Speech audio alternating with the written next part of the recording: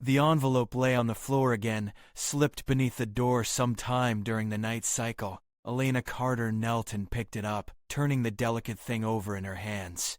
The paper was unlike anything produced by human manufacturing, thin as a whisper but strong, with a faint iridescence that caught the station's artificial light. The script covering it was elegant, flowing, completely alien. This was the 7th letter in 3 weeks.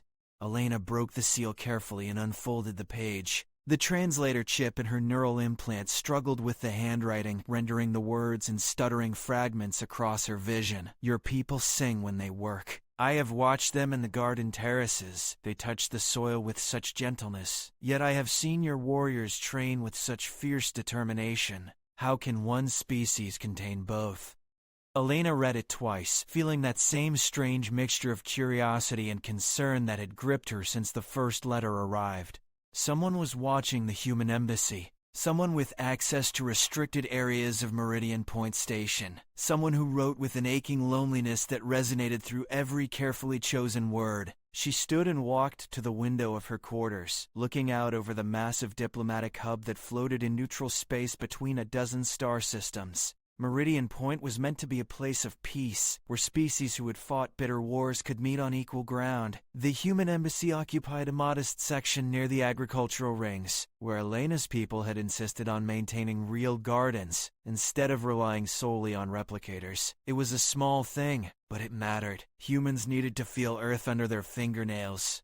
Even if that Earth was hydroponic substrate in a space station. The letters had started appearing shortly after the veiled court delegation arrived. Elena knew little about them beyond the official briefings. An insectoid species from the outer reach, they kept to themselves, rarely interacted with other races, and were attending the summit under protest. Their queen had made it clear that the veiled court considered most species primitive and unworthy of extended contact. Yet someone from their delegation was leaving these letters. Someone who watched humans with fascination rather than contempt. Elena made a decision. Tonight, she would wait and watch. The station's day cycle dimmed to twilight levels at 20 to 200 hours. Elena positioned herself in the maintenance corridor adjacent to her quarters, hidden behind a stack of supply crates. The corridor was cold and smelled of recycled air and metal. She settled in, pulling her jacket tighter, and waited. 2 hours passed. Her legs cramped. She was beginning to think this was a foolish plan when she heard it. The faint clicking sound of claws on deck plating. A figure emerged from the shadows at the far end of the corridor. It moved with an odd grace, covered head to foot in a shimmering cloak that bent light around its edges. The figure approached Elena's door, paused, and from within the folds of the cloak produced another envelope. It knelt, and for just a moment, the cloak shifted. Elena caught a glimpse of chitinous limbs, delicate and precise, and the faint glow of bioluminescent patterns along what might have been a forearm. The figure slid the envelope beneath the door with surprising tenderness, then stood and froze. It had sensed her. The figure's head turned slowly toward Elena's hiding place.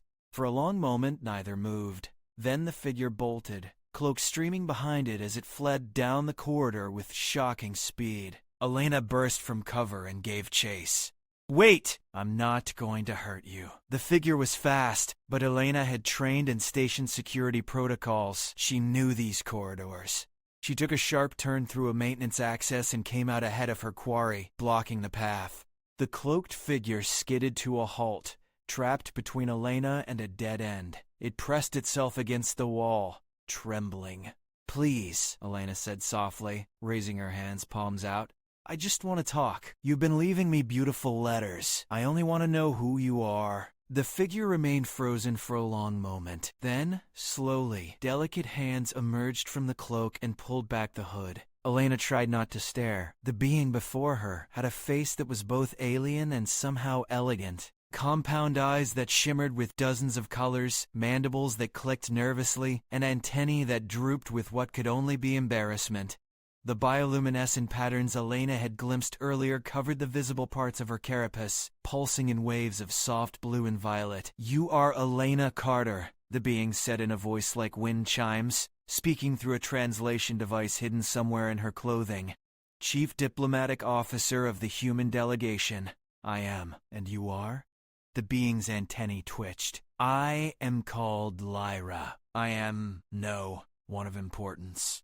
I think someone who writes such thoughtful letters is very important, Elena said gently.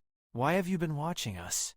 Lyra's luminescent patterns flickered rapidly, a sign of distress. I should not have come. If my mother discovers this, I will be confined to our ship, possibly forever. Your mother? Queen Thessara of the Veiled Court? Lyra looked down at her claws. I am her daughter, and I have broken every law of our people by seeking contact with yours. Elena's mind raced. A princess of the Veiled Court, sneaking through station corridors to leave letters at a human diplomat's door. This was either a diplomatic nightmare waiting to happen, or an unprecedented opportunity. Why? Elena asked. Why risk so much just to write to me? Lyra's antennae rose slightly, and her bioluminescence shifted to a warmer amber tone. Because humans are different. I have watched your people since we arrived. The other species here, they are predictable. They follow protocols, maintain distances, show strength through coldness. But humans, she paused, searching for words. Humans are contradictions. You nurture gardens in space. You sing while performing mundane tasks. Your warriors laugh with each other between training exercises. You show weakness openly, yet you are not weak. I do not understand it, but I find it beautiful. Elena felt something tighten in her chest. She had spent 5 years in diplomatic service, navigating the complex web of interstellar politics, always careful, always professional. But standing here in this dim corridor, looking at this shy alien princess who had risked everything just to understand humanity's warmth, she made a choice that was anything but diplomatic. Would you like to see the gardens? Elena asked. Up close, I mean. Not from wherever you've been watching. Lyra's entire body went still. That would be forbidden. I know. I'm offering anyway. For a long moment, Lyra didn't move. Then her bioluminescence flared bright gold, and she nodded. The gardens occupied 3 full terraces in the agricultural ring, open to anyone on the station, but rarely visited at night. Elena led Lyra through the access corridors, avoiding the main thoroughfares where they might be seen. The princess moved with increasing confidence, her earlier fear replaced by barely contained excitement. When they entered the first terrace, Lyra stopped and simply stared. Rows of earth plants grew under carefully calibrated lighting. Tomatoes, basil, sunflowers, wheat. The air was thick with the smell of growing things, humid and rich. A human technician named Marcus worked in the far corner, tending to a section of corn, humming an old folk song as he checked soil moisture levels. May I? Lyra asked, gesturing toward the nearest planter. Of course. Lyra approached a tomato plant heavy with fruit and extended one delicate claw. She touched a leaf with extreme gentleness, feeling its texture. Her antennae quivered with what Elena was beginning to recognize as pleasure. It is alive, Lyra whispered. Truly alive, growing, changing. We need this, Elena explained. Humans, I mean. We need to grow things, to feel connected to life cycles. It keeps us sane in the void. My people abandoned such practices millennia ago, Lyra said softly. We perfected our nutrition, made it efficient, removed the variables. Her luminescence dimmed to a deep blue. We removed the beauty as well, I think. Marcus noticed them and waved. Evening, Chief Carter. Making a late-night inspection? Something like that, Marcus. This is Lyra. She's interested in our work here. Marcus walked over, wiping his hands on his pants, and extended one for a handshake before realizing his mistake. He pulled it back awkwardly. Sorry, not sure what the proper greeting is for the Veiled Court. Lyra's mandibles moved in what might have been a smile. I do not know either. Our people do not greet. We simply coexist. Well, that sounds lonely as hell, Marcus said with typical human bluntness. You're welcome here anytime. Anyone who appreciates a good tomato plant is all right in my book. After Marcus returned to his work, Lyra turned to Elena. He did not fear me. He did not maintain distance or show deference. He simply accepted my presence. That's what we do, Elena said. Humans are good at making friends. Sometimes too good. It gets us in trouble. I think it makes you remarkable. Lyra's voice carried a weight of emotion. My entire life I have been isolated, Princesses of the Veiled Court are kept separate, prepared for diplomatic marriages that strengthen alliances. We are not permitted friends. We are not permitted joy. We exist to serve the state. That's no way to live. No, Lyra agreed quietly. It is not. They walked through the gardens for another hour, Elena explaining the different plants, Lyra asking endless questions. The princess's knowledge was vast but theoretical. She knew the chemical compositions of Earth flora, their genetic structures, their evolutionary history. But she had never touched a living leaf before tonight, never smelled fresh basil or felt the rough texture of wheat stalks. When they finally had to part ways, Lyra's bioluminescence was cycling through colors Elena hadn't seen before, rapid shifts that suggested deep emotion. "Thank you," Lyra said. "This was the most wonderful night of my life. Will you come again?" Elena asked. "To the gardens, I mean. Officially this time." "I'll arrange it." Lyra's antennae drooped. "My mother would never permit it." "Let me try." 3 days later, Elena submitted a formal request for a cultural exchange program between the human delegation and the Veiled Court. It was denied within hours. The official response was brief and cold. The Veiled Court does not participate in social programs with lesser species. Elena tried a different approach. She sent a personal message to Queen Thessara, carefully worded, requesting a private meeting to discuss matters of mutual interest. That too was denied. The letters from Lyra continued. Now slipped under her door during shift changes when the corridors were busiest. They grew longer, more personal. Lyra wrote about her childhood in isolation, about the rigid protocols that governed every moment of Veiled Court life, about dreams of touching alien soil and seeing stars from the surface of a planet instead of through observation screens. Elena wrote back, leaving her replies in a secure location they had agreed upon. She told Lyra about Earth, about the ocean and mountains and forests. She described human customs, celebrations, the messy, beautiful chaos of human society, and she made a promise she would find a way to give Lyra the freedom she deserved.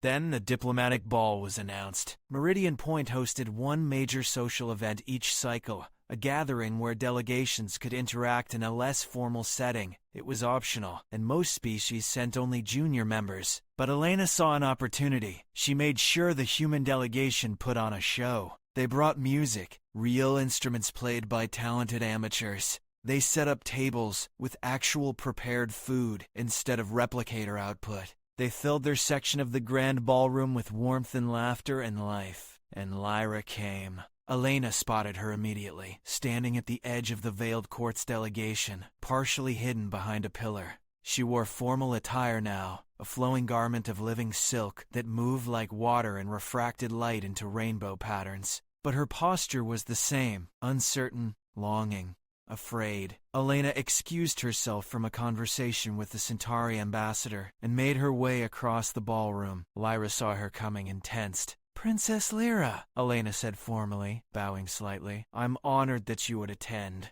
"I had to see," Lyra replied, her voice barely audible above the music. "I read your descriptions, but I needed to experience it myself. Would you like to dance? It's a human custom at gatherings like this." Lyra's luminescence flared with panic. "I do not know how. I would embarrass myself. I would embarrass you. I'll teach you. It's easy. Just follow my lead." Before Lyra could protest, Elena offered her hand. After a moment's hesitation, Lyra took it. Her claw was surprisingly warm, and Elena could feel a faint vibration through the chitinous surface, like a purr.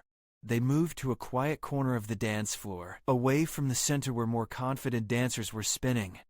Elena showed Lyra the basic steps of a waltz, keeping the movements simple. Lyra was clumsy at first, her insectoid legs not quite designed for human dance patterns, but she learned quickly. "You are patient," Lyra said as they swayed together, "teaching me something so frivolous."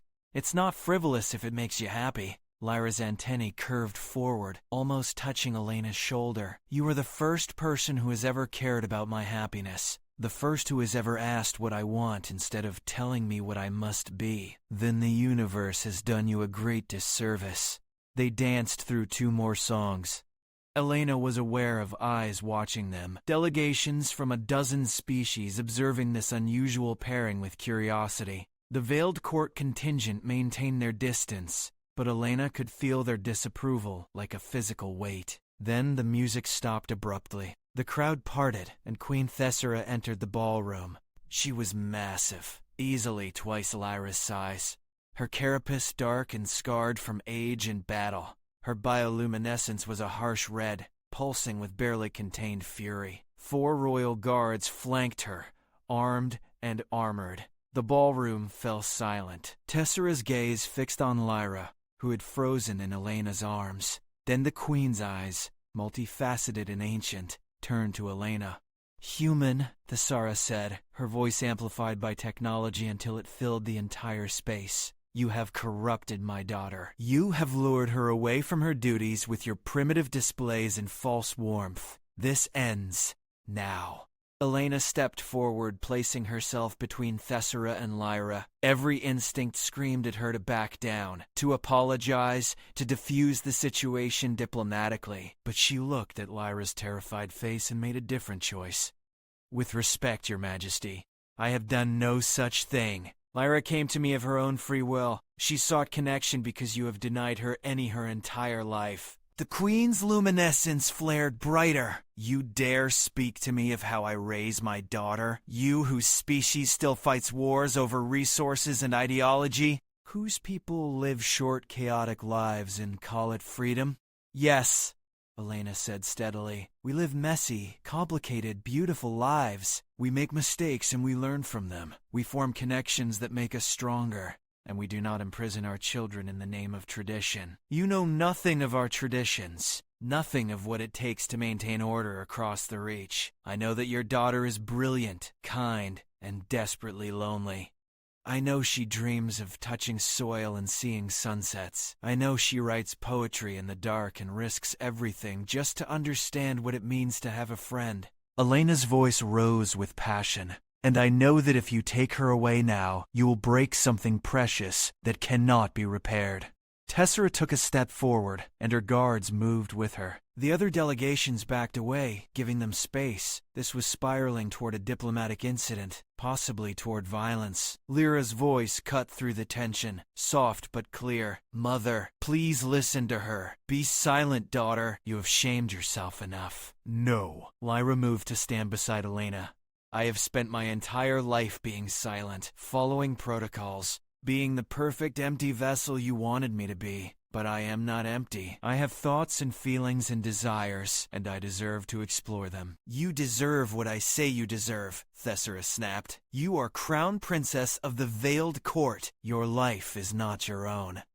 "Then I renounce the crown." The words fell like a bomb. Thessara went absolutely still, her bioluminescence flickering through a dozen colors before settling on a deep, dangerous purple. "You do not know what you are saying. I know exactly what I am saying." Lyra's voice shook, but she did not back down. "I would rather live in exile among species you call primitive than spend another day in a gilded prison." Elena grabbed Lyra's arm. "Wait, let's not be hasty. There has to be another way." "There is no other way," Thessara said coldly. "If she will not return willingly, I will take her by force. And I will see this station sanctioned for allowing humans to corrupt diplomatic relations." "Then let us prove ourselves," Elena said quickly, her mind racing. "You call humans primitive? You say we lack order and discipline. Give us a chance to demonstrate otherwise." "What are you proposing?" Elena took a breath. This was insane, but she could see no other path. A challenge. Let humanity prove its worth. If we succeed, you permit Lyra to maintain contact with us. You allow cultural exchange between our peoples. If we fail, we accept full responsibility for this incident and withdraw our delegation from Meridian Point. Thessara's mandibles clicked thoughtfully. "What manner of challenge?" "You choose. Whatever test you think best demonstrates the qualities you value: strength, discipline, compassion, wisdom. We will meet it."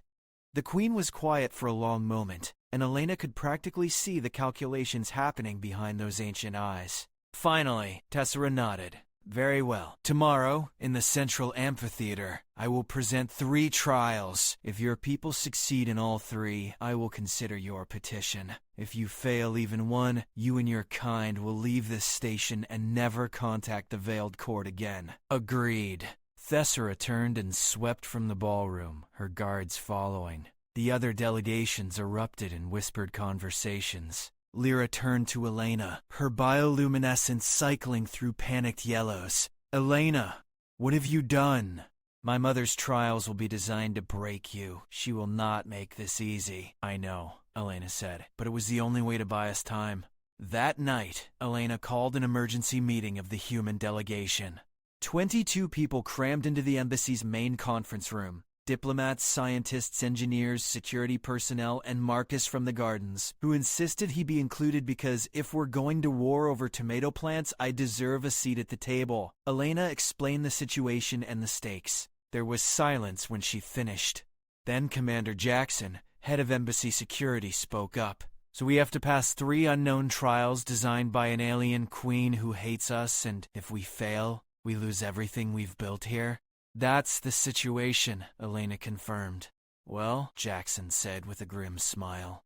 At least it's not boring. What do we know about Veiled Court values? Doc Kim, the delegation's xenoanthropologist, pulled up a holographic display. They prize order above all else. Efficiency, precision, emotional control. They see most species as chaotic and unreliable. Then they're going to test those things, Elena said. They'll try to prove we're too emotional, too disorganized, too weak. So we show them the opposite, Marcus suggested. We show them humans can be disciplined when it matters. And we show them that our emotions make us stronger, not weaker, added Dr. Kim. They worked through the night, developing contingencies for every type of trial they could imagine. By morning, Elena was exhausted, but determined. She had sent a message to Lyra asking her to meet in the gardens one final time before the trials began. Lyra arrived wrapped in her cloak, moving like a ghost through the rows of corn. When she saw Elena, her luminescence shifted to a sad blue. I am sorry, Lyra said. I never meant to cause such trouble. You didn't cause anything. You just wanted to be free. That's not a crime, no matter what your mother says. But now your entire delegation may be expelled because of me. Elena took Lyra's claws in her hands. Listen to me. What we're fighting for here is bigger than just diplomatic relations. It's about the right of all beings to choose their own path, to form connections, to love what and who they want to love. That's worth fighting for. Lyra's antennae brushed gently against Elena's cheek.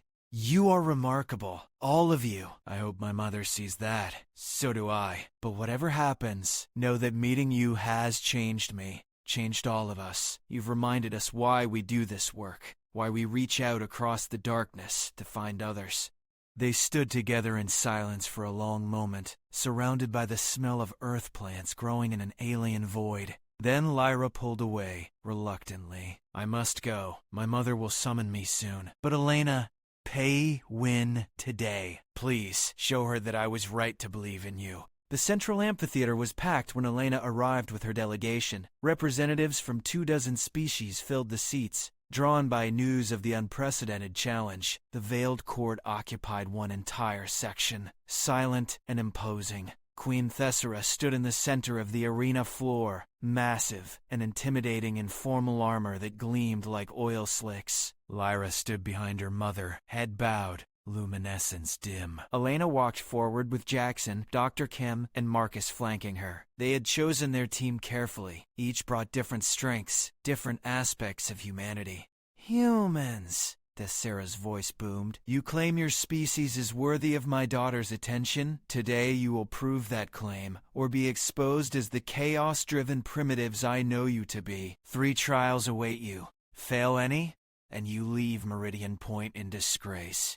We accept your challenge, Elena said clearly. The first trial tests discipline and precision. You will assemble a quantum resonance device using only the tools and components provided. The device must achieve harmonic stability within 20 minutes. You listen. The Veiled Court can accomplish this in 15. A massive crate materialized in the center of the arena. through a cargo transporter. It split open to reveal thousands of components, crystalline matrices, power couplers, calibration instruments, all laid out in precise disorder.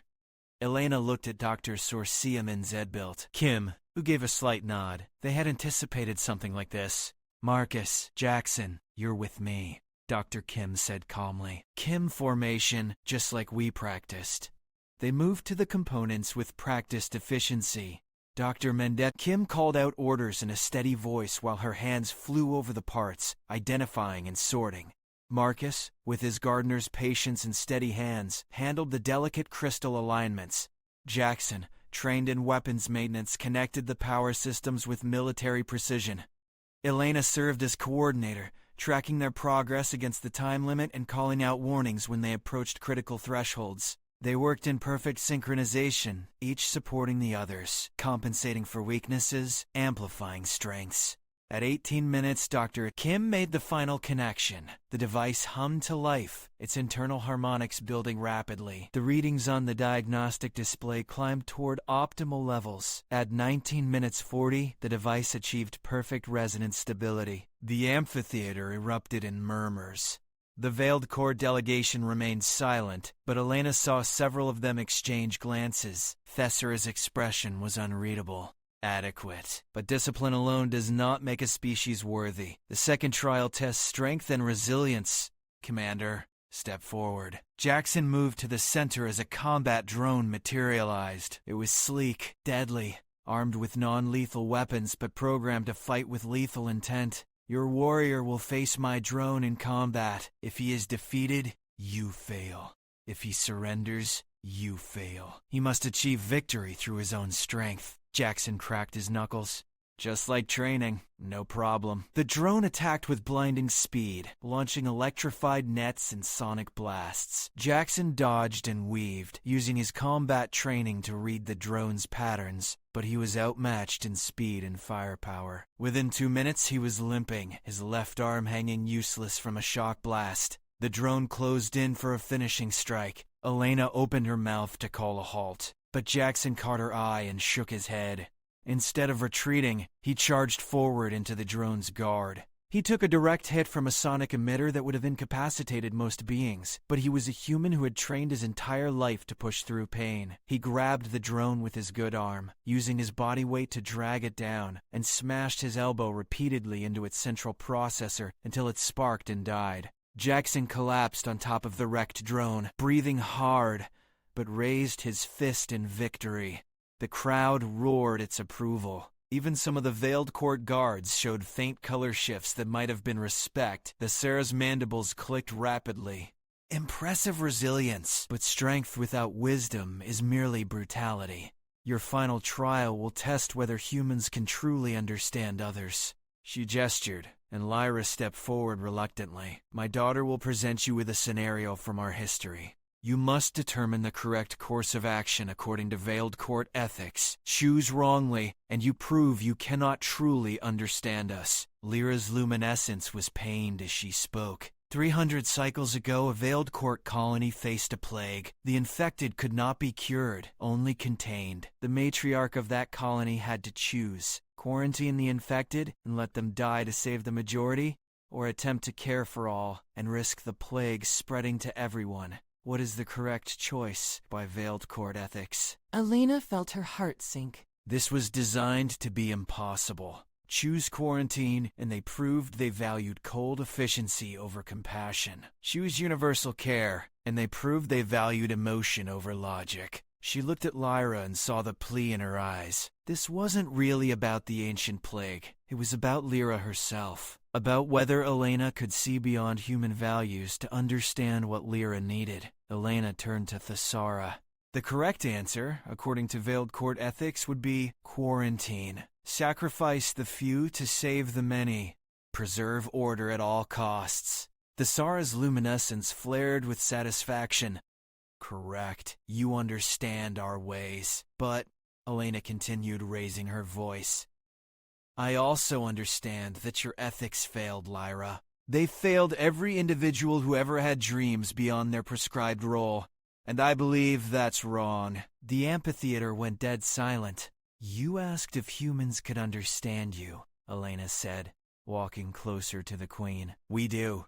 We understand that you've built a society based on order and duty because chaos terrifies you. We understand that you isolate yourselves because connection means vulnerability. We understand that you trained emotion out of your people because feeling hurts. She gestured to Lyra.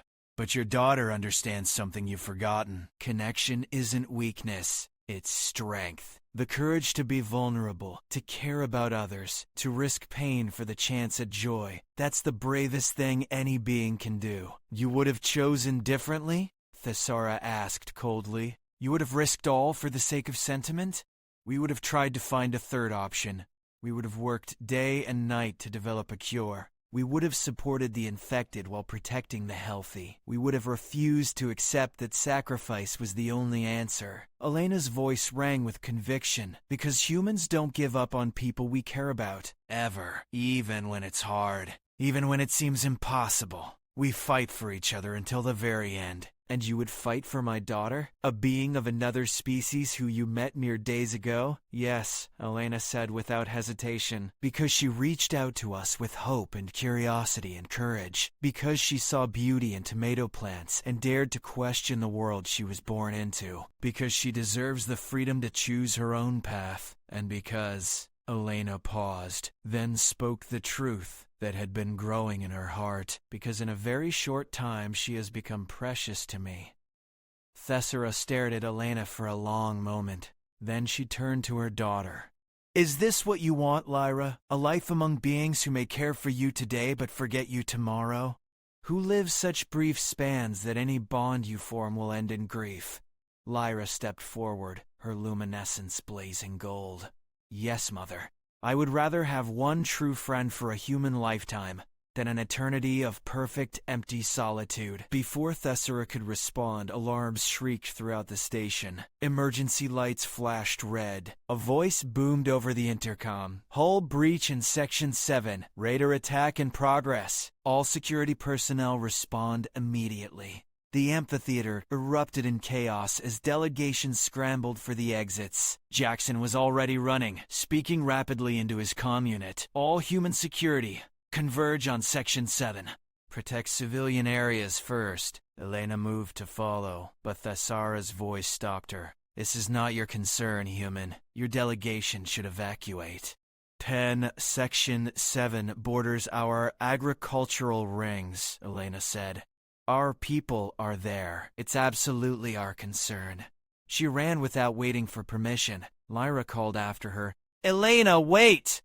But Elena was already gone, racing through the corridors toward danger, while others fled away from it. Section 7 was in chaos when she arrived. The raiders were Kresh, a species of opportunistic pirates who preyed on diplomatic stations during gatherings when security was spread thin. They had blown a hole in the outer hull and were swarming through, grabbing valuable technology and taking hostages. Marcus was there, defending the entrance to the gardens with a plasma cutter he had grabbed from the tool shed. 2 other human technicians fought beside him, holding back 4 Kresh raiders with improvised weapons and sheer determination. Marcus, fall back, Elena shouted. Can't! There are civilians sheltering in the greenhouse. Kids from the Centauri school were on a field trip when this started. Elena grabbed a piece of debris and charged forward, using it as a shield against plasma fire. Jackson and the security team arrived seconds later, laying down suppressive fire that drove the raiders back. But more were coming. The breach was widening. They needed to seal it or the entire section would decompress. Then Lyra appeared, running at full speed with a dozen veiled court guards behind her. The breach! She shouted. We have sealing foam generators on our ship. Your mother will be furious if you help us, Elena called back. I know. Lyra's luminescence was fierce blue. I do not care. The veiled court guards deployed their equipment with ruthless efficiency, spraying expandable foam that hardened instantly in vacuum. They worked in perfect synchronization, each guard covering the others, their movements precise and deadly as they engaged the remaining raiders. Elena fought alongside Lyra, protecting her back as the princess coordinated the sealing operation. Marcus and the human technicians held the garden entrance, refusing to yield ground. Jackson's security team pushed the raiders back toward the breach, cutting off their escape routes. It was over in minutes. The raiders who could flee did so through the rapidly closing breach. Those who remained surrendered when they found themselves surrounded by a combined force of humans and veiled court guards. As the emergency crews arrived to begin repairs, Elena and Lyra stood together, both breathing hard. Lyra's elegant robes were torn and scorched. Elena had a nasty cut above one eye, but they were alive. "You came," Elena said, still marveling at it. "Of course I came." "You were in danger." Lyra's antenna brushed Elena's shoulder gently. "That is what friends do, yes? They fight for each other until the very end." Queen Thessara arrived as the section was being secured. She surveyed the damage, the mixing forces of humans and veiled court working together to evacuate civilians and treat the wounded. Her expression was unreadable. Then she approached Elena and Lyra, and to everyone's shock, she bowed her head slightly to Elena. "You passed a fourth trial I did not set," Thessara said quietly. "When danger came, you ran toward it to protect others. When my daughter chose to help you, she found you fighting not for glory or advantage, but for civilians who could not fight for themselves. This is a kind of strength I had forgotten existed." She turned to Lyra. "Daughter, I have been cruel to you. I told myself I was preparing you for leadership, but I was merely recreating the loneliness of my own youth. You were right to seek something better." Lyra's luminescence flared with shock. "Mother?" "These humans, they are chaotic and emotional and absurdly sentimental. They will cause us no end of diplomatic complications." Thessara's mandibles moved in what might have been a smile, but they are also loyal and brave and fiercely protective of those they care for. If you must have friends, I cannot think of better ones. Elena stepped forward. "Does this mean?" "It means the veiled court will open formal relations with humanity. It means my daughter may serve as liaison between our peoples, if she wishes. And it means..." Thessara paused, and her luminescence shifted to a warm amber. "It means I have much to learn about being a better mother." Lyra rushed forward and embraced her mother. "Something,"